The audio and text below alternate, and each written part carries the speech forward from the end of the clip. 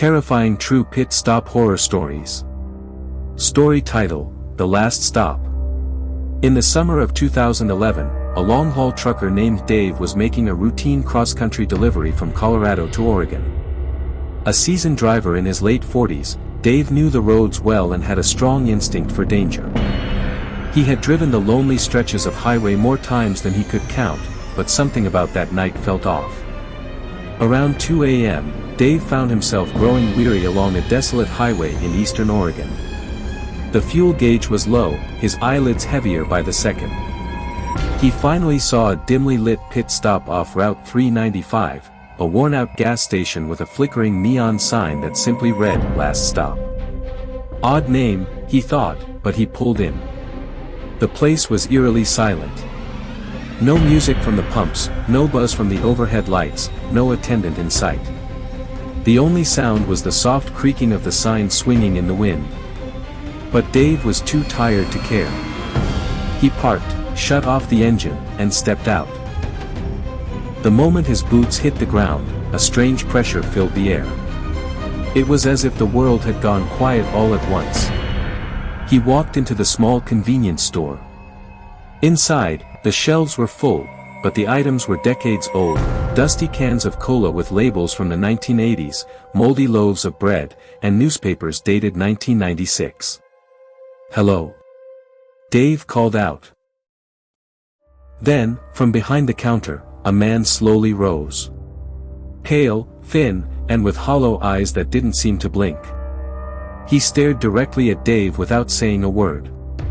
Dave forced a nervous chuckle. Just need some diesel and maybe a coffee."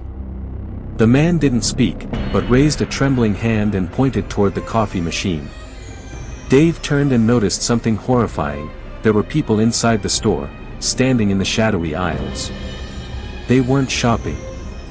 They weren't moving. Just standing. He stared harder. The figures were all wearing old, dirty clothes. One man had a trucker cap with a logo for a brand that hadn't existed since the 90s. A woman held a baby wrapped in a faded cloth, the baby's eyes wide open, unblinking. Dave's instinct screamed at him to run. "Hey, never mind," he mumbled, backing toward the door. As he turned to leave, the pale man behind the counter whispered, "You shouldn't have stopped." The lights flickered violently. Dave sprinted out, jumped into his rig, and slammed the door shut. But when he tried to start the engine, nothing. Dead. The radio began crackling with static, then a voice emerged from the speaker, his own voice, on repeat, "You shouldn't have stopped. You shouldn't have stopped. You shouldn't have stopped." Terrified, he looked in the mirror, and saw the aisle people walking out of the store, slowly, toward his truck. Each one had black eyes and mouths that stretched far too wide. The woman with the baby was now dragging its lifeless body along the ground. Desperate, Dave pounded the steering wheel. "Come on, come on." Suddenly, the engine roared to life. He floored it, speeding out of the lot. In his rearview mirror, he saw the gas station vanish into the night. No sign. No building. Just empty desert. Later, when he reported the location to state troopers, they told him something that chilled his blood. That gas station burned down in 1997. Took a dozen people with it. No one's been there since.